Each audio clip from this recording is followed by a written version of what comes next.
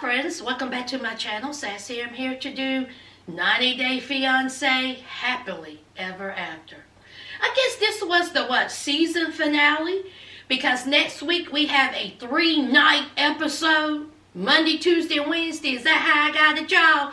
3 nights in a row. Y'all please tell me that it's not 2 hours apiece. Reunion 2 hour apiece. 3 nights in a row. My God. My God! Y'all know I'll be here for it. All right. Now,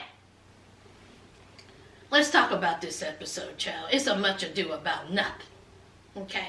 A whole lot of whining, a whole lot of, me. A whole lot of, let me, apologize. A bunch of crap. Oh, I'm on one, y'all. Okay? See, my eyes already watering already. Let's talk about Tanya and Sinjin. Let's get them out the way. Y'all already know where I'm going. You already know where I'm going with these two. I told y'all, they're stupid. I'm sorry, y'all. They are stupid. They have to be, it's a lot of terrible couples, but they're up there in history. Just, if any couple don't need to be together, it's these two. Now, I'm all for love, but I still can't figure them out. Are they doing it for the show? Because that's how it feels like to me. This is not how a married couple who's going through some things act. And then there was some editing problems too, but I'll get to that in a minute. So, we have Sinjin, and we know Sinjin. Ever since Sinjin has been in South Africa, he's been, should I leave? Should I stay? I miss my family. I don't know what to do. Should I stay? Should I go back to the United States? So he's talking to his family, and of course his family, they're on Sinjin's side because that's his family. Honey, even the sister said, you know what? The sister said I was cool with Tanya. But since she don't come down here to South Africa and cut a shine, I don't even know who this person is. I don't think I care for her too much. The sister said, I don't really care for her. Meaning, she is a horrible human being. So, of course, the mama has to give her 2 cents. And the mama started out real good. Then she was like, listen, don't be wasting anybody's time. Okay? Y'all are a hot mess. Don't waste Tanya's time. Don't waste your time. You need to make a decision. Either you want to stay in this marriage and stay, or go to United States, or end it and stay here in South Africa. Or stay here in South Africa and just think about some things, but you need to get it together. See, she was giving some sound advice until she said, don't waste your time. Don't waste Tanya's time. Don't waste your journey. You're wasting your journey. Excuse me, Mama Sinjin, I'm going to need for you to come over here so I can tap you on the shoulder, because I got questions. What journey is your son on? What journey? What journey of laziness? Journey of alcoholism? Journey to being the most indecisive man in history? What journey is he on? He can't even figure out what he wants to do for a job in the United States. He cannot look at his wife and tell her to sit down somewhere. See, he can't do that. You want to know why, Mama Sinjin? Because your son ain't capable of doing that. He's talking this, he's talking that, talking in circles. Because he knows that he has no intention of staying in South Africa. See, he knows that. And he knows that he's going to there, and that he's going to end up back in the United States doing nothing. But you're going to talk about some journey. Journey? Oh, yeah, that's right. St. John is a free spirit, y'all. He trying to find himself. So, of course, him and Tanya, they go and they discuss it over some ice cream. Now, before they get to the ice cream, did y'all see that car ride? Why is it, honey, why is it that Tanya looked like she could have busted that window out that vehicle? Honey, her jaws were cinched. Did they just have an argument before that? What was really going on with the attitude? Because something was going on there. You can see it all over her face. She was disgusted. But we would never know. So, they are out getting ice cream, and what do they talk about, friends? It ain't that hard. What were they talking about? Yeah, you're right. Tanya, if you're not happy, then stay here. I don't want to force you to do anything you don't want to do. Here's St. John. I know we've had our problems down here in South Africa, and I truly don't want to leave. Meanwhile, every 5 seconds digging into that hair, all over that ice cream. So he's like, I really don't want to leave. I really enjoy being here with my family. I don't know when I'm going to see him again. But, because you know there's a but, I know Tanya loves me. Tanya has loved me more than any woman has ever loved me. How can I throw that away? She is my wife. Then they started throwing around commitment. I thought that when you said I do, that's the commitment. When you said I do, that was the commitment. See, ever since Tanya told St. John about this whole soulmate BS, it's still stinging in the back of his head. He can't let it go. He cannot let that go. But you went on national TV and let it go because you told this woman that you wanted to marry her, you loved her, and you said those vows. But now, I don't know if I want to go back home to America. I've done been here all of 3 weeks. I done acted a shine in front of my family, in front of my friends. Everybody done checked my wife. And then here's Tanya. Tanya's heeing and hawing about a decision that he needs to make. Girl, make the decision for him. How about that? Okay, you want to stay here? Stay here. I'm leaving. So, what does St. John do, y'all? What does he do? He goes on this lean on me speech. And then he says, of course I'm going to go back to the United States with you. Because I love you. And you love me. And, you know, really, you're probably the only woman that will put up with me. And I'm probably the only man that will put up with you. So, we might as well stay together because nobody else will want us. Foolish. And then he says, I know I need to work on myself. I know I'm going to have to, put in some effort. Bottom line is, he is saying I need to get a job and act like a man. Talking about he got to work on himself. I thought you was trying to find yourself. You're a free spirit and she was hindering you from that. But you telling her that you gonna work on yourself. Y'all gonna shut up. Y'all, that's it. I ain't got nothing else to say about Tanya and St. John. Oh, God. So, they're going back to the United States together. And they're gonna work on their marriage. Next. All right, now let me let this be real quick. Let's talk about lazy Larissa. Since it's the season finale, I'll talk about her and stupid Eric. Larissa, as we know, she whined and moaned her way into Eric's life. And Eric's simple self, he gonna talk about, you know what? Let me pay for a little bit of stuff.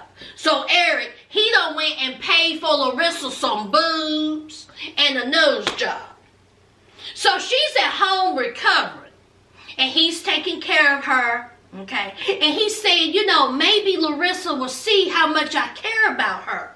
Because she sees that I'm, you know, taking care of her. So, child, when I tell you, I don't know what type of medicine they done gave Larissa. Okay. They go to that doctor's office and, child, honey, Larissa looked like who done it one for, did she? Hair all over her head. I was like, Eric, honey, you couldn't just put a brush through it.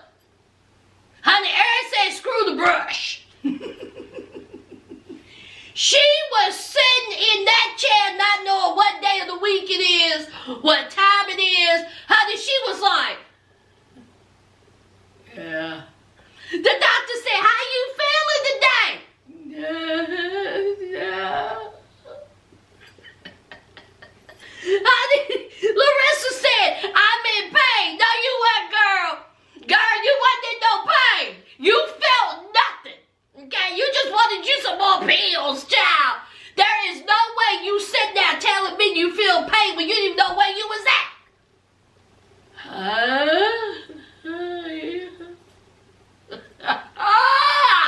And then Eric, seeing the shape that Larissa in, it got him emotional. He done got to cry.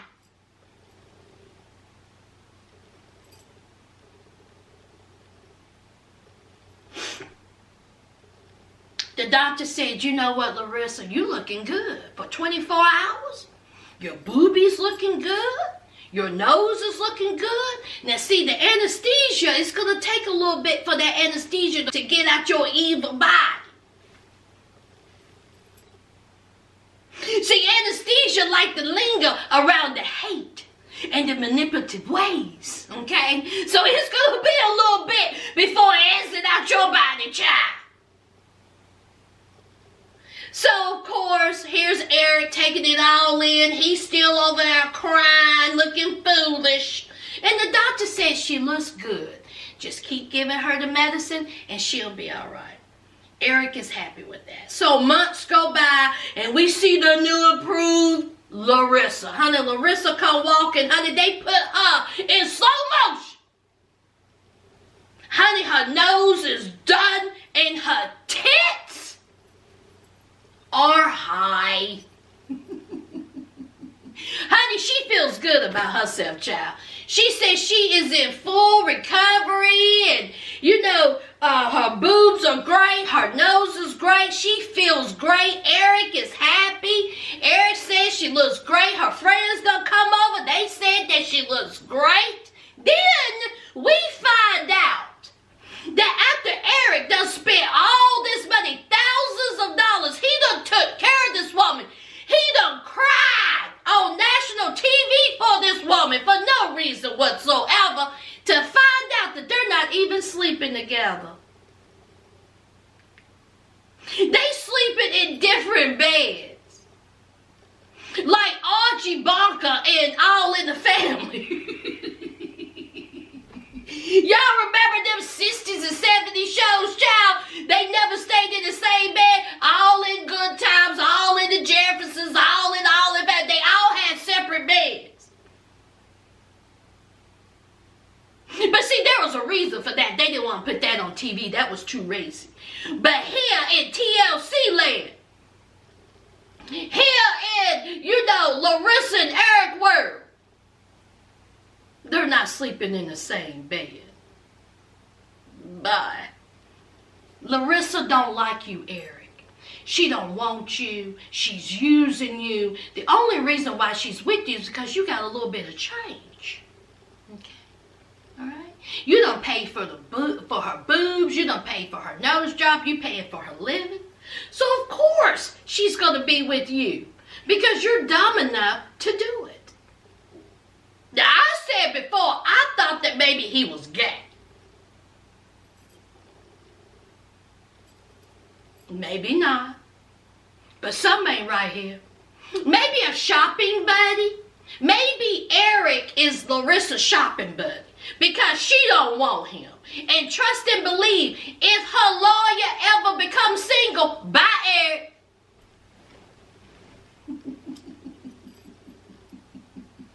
Or any man. Bye Eric. Eric who? Child.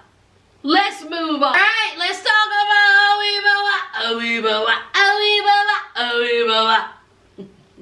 Let's talk about Colt's pathetic self.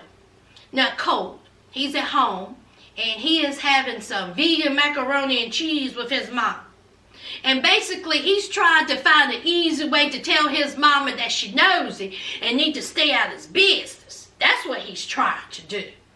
So Debbie is like, what's going on with you? Is there something you want to talk to me about? Because you have a hard time, expressing yourself. Open up your mouth. That's what you do. So Colt hems and haws and talks about how, how she is nosy, how she is overbearing, how she is the reason why he don't have a healthy, loving relationship. He even says that when she cooks and cleans and makes his bed and do his laundry, that the other women see that as competition. He also says that it's hard for him to be a man when his mama is around. I want to stop that right here, right now. Let's just break that down real quick. First of all, Weeble Wobble, why is your mama still cooking and cleaning and making your bed and doing your laundry? Why is that? And who sees it as a competition? Maybe you should be doing that yourself. But for some reason, that's your mama's fault. See, you don't have a problem with your mama when she's doing all those things for you when you ain't got a woman. But when you got a woman, you want her to ease up on the chores. Making your bed. You out your mind. Talking about you need to figure out how to be a man. She's hindering you from being a man. If you don't go somewhere and jump out of a moving vehicle, Weeble Wobble, what are you talking about? The decisions that you made is your decisions. When you met Larissa, that's your decision. When you brought Larissa back, that's your decisions. You fight with Larissa, that's y'all's decision. When you met Jess, that's your decision. When you chose to ask Jess' dad's hand in marriage, that was your decision. Jess was not away from you for 2 weeks. 2 weeks, and we come to find out that you done pulled out your itty-bitty little teeny-weeny penis for 8 strangers. That's your decision. Your mama didn't have nothing to do with that, and you want to talk about that's being a man? That whole relationship with Jess was a lie. You lied. You lied to Jess about Vanessa. You done moved in Vanessa into your house, and then you expect Jess to be okay with it. But I guess that's your mama's fault. That's your mama's fault. Colt is a whole disaster and fool. And when his mama called him out on it, he ain't got nothing to say. See, Colt wants his cake and he wants to eat it too. Okay. He likes having his mama around. He likes that his mama does his chores for him, cook, clean, wash his clothes. He likes that. But when he finds a relationship that we know is not going to last no more than a year, he wants to use her behavior as an excuse as to why the women run away. See, when they eventually leaves, then he can use his mama as an excuse. Not his behavior, but his mom. Okay. Somehow she's hindering him from falling in love with the great one. Had nothing to do with his lies.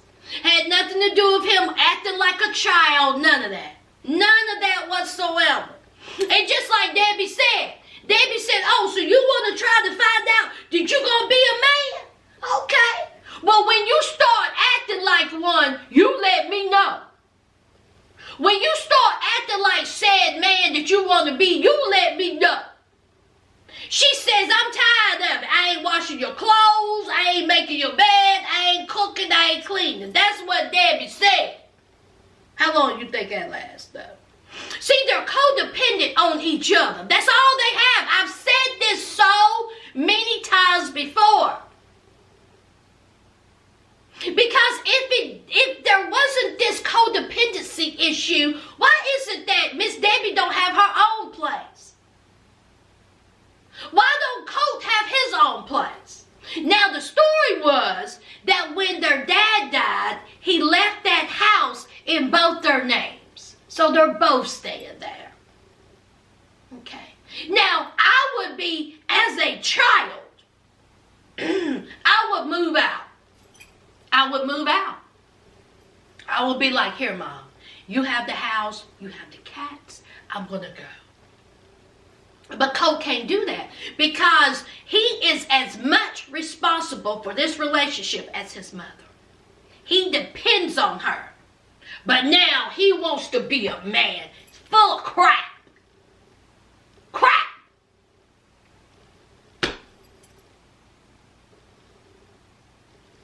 What y'all think about Colt and Debbie, child?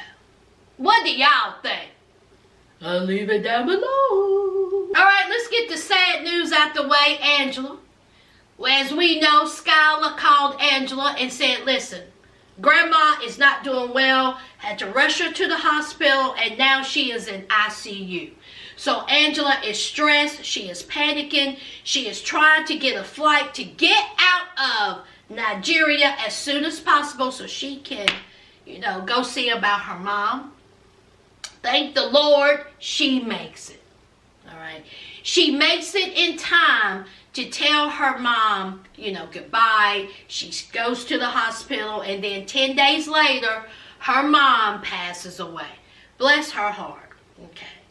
So she's talking to Skylar. Skylar gets emotional. Skylar is crying and Angela is dealing with it the best way she knows how, child. Okay. She says that some of the grandkids are handling it well. Some of them, are not. But she says that Michael has been very supportive. I mean, as much as he can be on the other side of the world, child. She says that he was, that he's supportive, but she wants physical support. She wants Michael to be there to rub her back, to give her a hug, to snuggle and cuddle up with. And of course, she can't have that because Michael is still in Nigeria. Y'all, at this point, I don't think Michael's ever coming over here. He still isn't over here. To this day, he's not over here. What is going on? It's been 3 years. They got married to try to speed up the process, and he is still in Nigeria. A hot mess. But that's all I got to say on Angela and her mom. And listen, her mom looked sick, been sick, and I'm just glad that Angela made it in time to tell her mom, goodbye and at least spend, some time with her. So that's all I got to say on that. Let's move on. All right, let's talk about Kalani. Let's talk about Kalani and Asulu. So it is time for the evil sister and the mooching mama to leave. And they are on their way to tell them goodbye. Of course, Kalani is like, I'm nervous about this because I really don't want to see Tam. Okay. We don't have, a great history with her. All right. I don't want to talk to her. I really don't want to see her. Look, I just want to say bye and let's just let it go. Of course, Asulu, he's worried about it. He said, listen, let's just try to be peaceful. I do not want y'all to fuss, fight, argue. I don't want none of that. So Kalani's like, I don't want that either. Okay? Won't start none, won't be done. Static. But don't get it twisted. Your evil sister come at me again. I'm about it. See, I'm going to be real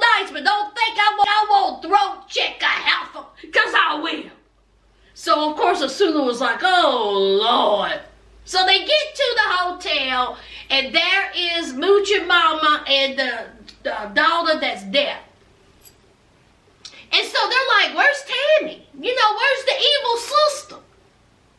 And so the Moochie Mama said she gone, y'all.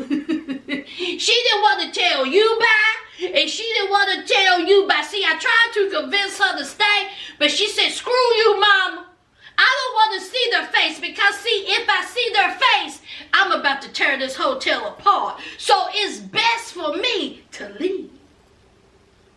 So the evil sister Tammy left. She was tired of it. See, she was ready to bust somebody in the face. So she went ahead and she left. And so, of course, Asula was like, I'm upset by that because I at least wanted to tell my sister bye. And Kalani was like this.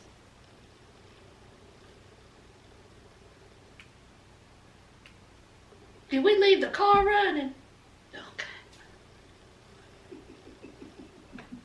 Honey, Kalani could care less, child. So the mama is talking all this crazy stuff. And then the mama had the nerve to say, I want you all to take care of each other. I want you all to take care of the kids. Rewind. Did this mooching heifer just said, I want you all to take care of the kids? Excuse me, the kids that you said, F those kids. The kids that you said you didn't care nothing about. Oh, so now you want them to take care of them. I think they've been doing an okay job, Moochie Mama. See, you said F those kids, but now you want them to take care of them. Girl, this woman nuts. Nuts. And then she says, I want money. Of course, they're just looking at each other like, are you serious? And then she was like, I'm joking. That whole scene looked staged. That whole scene looked rehearsed. That whole scene looked forced. Just like Kalani and Asulu's relationship / marriage. So they say their goodbyes. Okay, Kalani is very happy. Asulu, he seems, a little bit happy. So months go by, they've been going to therapy, things are been going well, and they go out to eat. Kalani has some delicious looking nachos, child. Okay. And then they decided to take one of their little homework assignments right there in the restaurant. Basically, it boils down to who's gonna do what when at the house. Just basic marriage things that you do. Cooking, cleaning, washing dishes, doing laundry, watching the children. See, Kalani thinks that Asulu should watch the children more. And Asulu was like, I do. I do all that. I wash the kids. I wash the dishes. I do things around the house inside. But let me tell you something. I do a lot of work on the outside. See, I do the yard work, and I'm the one that pick up the apples. See, when the apples hit the ground, I got to be out there to pick them up. Kalani said, I don't care nothing about them apples. Let them apples lay. So Asula was like, no, we got to get this yard together. So Kalani was like, okay, we will get it together. Okay? If some apples need to get up, we'll both get the apples together. I'm going to need for you to help me with these children. Because, see, these kids, if you don't, really understand, they cry a lot. They get on my nerves. And I know it do, Kalani. Good God Almighty. But anyway, so they made some type of decision about, he's going to be doing more with the kids, watching the kids, the dishes, the cleaning, just usual, normal, marriage life. I bet you couples where the wife has a full-time job, the husband have a full-time job, they have 2 kids the same age. I bet they looked at them and could have beat their heads together. This is what y'all arguing about. When we got 2 full-time jobs and our kids are somewhere with a babysitter, we gotta pay for daycare and y'all worried about who washing a dish? Sulu and Kalani. So later on, months have went by and we see Kalani talking to her mom. The Rona has hit, child. Well, Sulu didn't care. According to Kalani, honey, Sulu went on with his regular life. He goes out with his friends. He's hanging out with his friends. He's not letting Kalani know where he's going, when he's going, who he going with. She done put all types of trackers on the phone, on the car, everything. And the Sulu is living life. She has told him, listen, you can't be out there. You're supposed to stay quarantined. You have children. You can't be going out there playing volleyball or running around with your friends when you have 2 small children here. What if you catch the virus? Do you really think a Sulu can Kalani? That's my question. He was willing to take your whole family over there to Samoa to get the measles. So she had enough. They had a huge fight, and she sent a Sulu packing. Child, she got him a one-way ticket to his mommy. She sent him to his mooching mama and the evil sister. She said, y'all can have him. He out here going buck wild during the Rona. I'm sick of him. He's not doing anything that he's supposed to have done. So, at this time, Kalani, and Sulu is broken up. She sent him packing, and she's crying and telling her mama. What y'all think? Let's move on. Last and certainly least, honey, let's talk about the wedding, child. Let's talk about Andre and Elizabeth. Now, as we know, Andre was sick of Charlie's drunken antics, honey. So he took him outside to talk. And Charlie was all told, you want to fight me? I'll fight you. I'll fight you. Andre said, dude, I'm not trying to fight you, okay? I made a promise to my wife that I will not bust you in the head, okay? Can you calm down? This is a wedding. We're having a good time. Just calm down. I'm not trying to fight you. I'm trying to calm you down. Of course, Charlie. We all know his whole thing.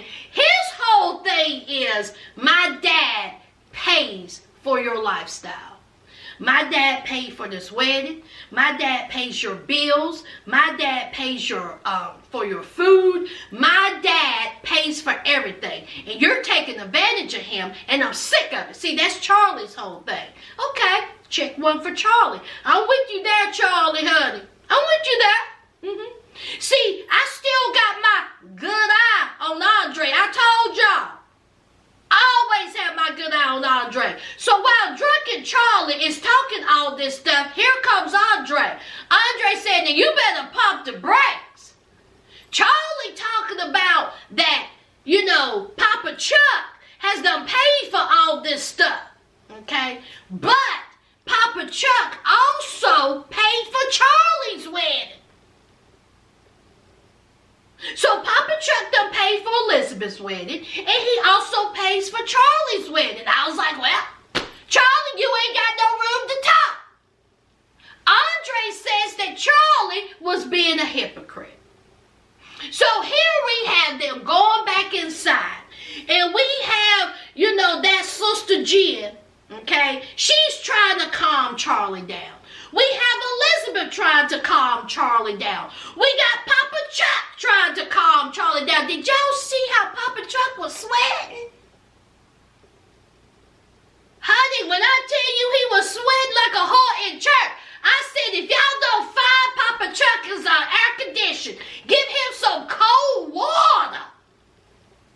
He running around trying to, you know, explain Charlie's behavior. He's trying to, you know, be a Captain Save-A-Ho and trying to talk to Andre, trying to talk to Elizabeth, trying to talk to Charlie. He's trying to make everybody was worried about Charlie. Meanwhile, can we talk about this wedding and all the guests, honey? Because the guests was having a good old time, wasn't it? Honey, they was da-da-da-da-da, honey, they were dancing. They were like, ooh, ooh. Honey, they were living it up. Good for them. Then Marcel had to get involved. Marcel tried to talk Charlie down from the ledge. It was just a big old mess, child. Everybody was trying to shut Charlie the F up. Now, see, what they should have been doing was feeding him. Put some bread in him so he could soak up some of that liquor. But now he's just running around mumbling, staggering, spitting, drooling all over the place.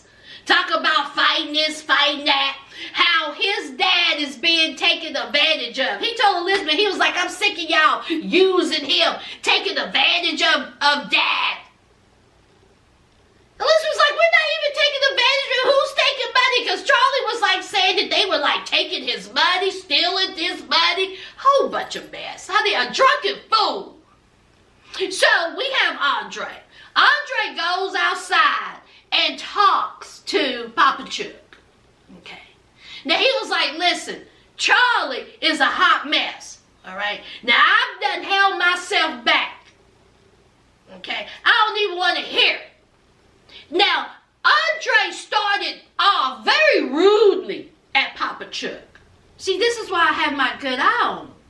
And see, the reason why I say that is because what happened after he started off rudely to Papa Chuck, I was like, excuse me? See, Andre says that Charlie's a hot mess, he's a drunk, and he's trying to ruin the wedding. He tells Papa Chuck, you need to get a hold of your son. You need to handle your son. He's a menace. Okay. So Papa Chuck was like, all right, let's just let Charlie be Charlie. What's going on with you? So Andre goes into this big, long, lean on me speech, child. And he says that he appreciates what Papa Chuck has done for him. That he appreciates all that he has done for his family. And yes, he has been a jerk. And yes, he could have acted a little bit better. And he apologizes for that.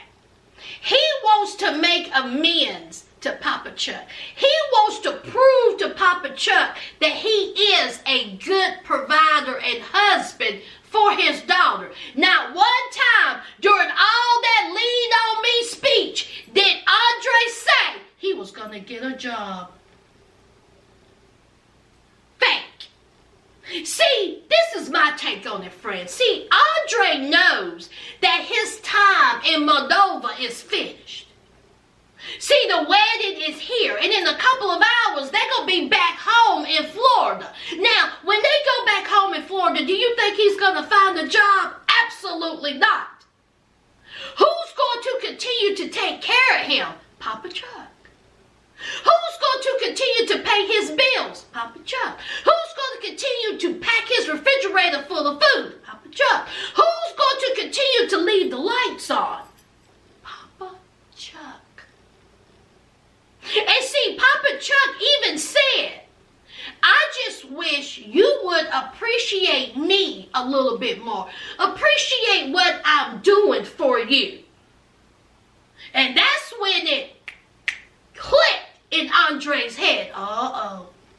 Wait a minute. Let me simmer down a little bit. Let me swell. Let me push my chest in. See, my chest will swell a little bit. Let me shove it in a little bit and apologize to this man. Because once this is over, I'm going to have to go back to Florida and I'm going to have to enjoy the lifestyle that I'm used to. A bar. So let me gather myself.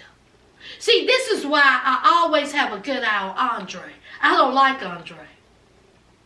I don't trust Andre. And yes, there has been times during this trip that Andre stood his ground and Charlie and Chuck and Jen, the Three Stooges, made it very easy for me to be on Andre's side.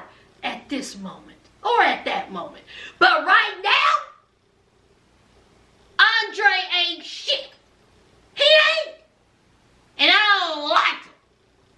I don't like him. Now, they made amends. They talked. They said that they're going to try to build a good relationship with each other. And then Papa Chuck had the nerve to say, I don't fully trust him. I don't know what to think about Andre because it's been 2 years and I'm just now, trying to figure out this guy. Your daughter is married. Your daughter has been married to Andre. They have a whole child. You take care of them. And then you're going to try to figure out who he is?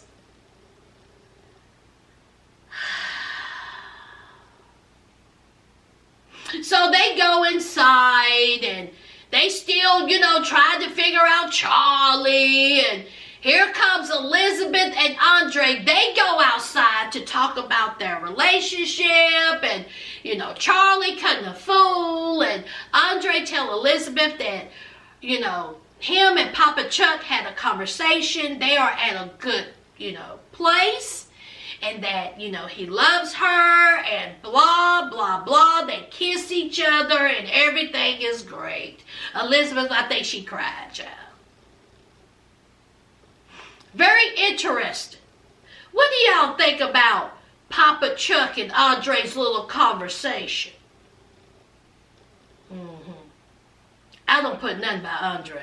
Nothing. Nothing. So, anyway, y'all, that's it. That is it. Alright? For my new subscribers, welcome to the family. Y'all know what to do. Don't forget to hit that like, comment, and subscribe. And until next time, friends, bye!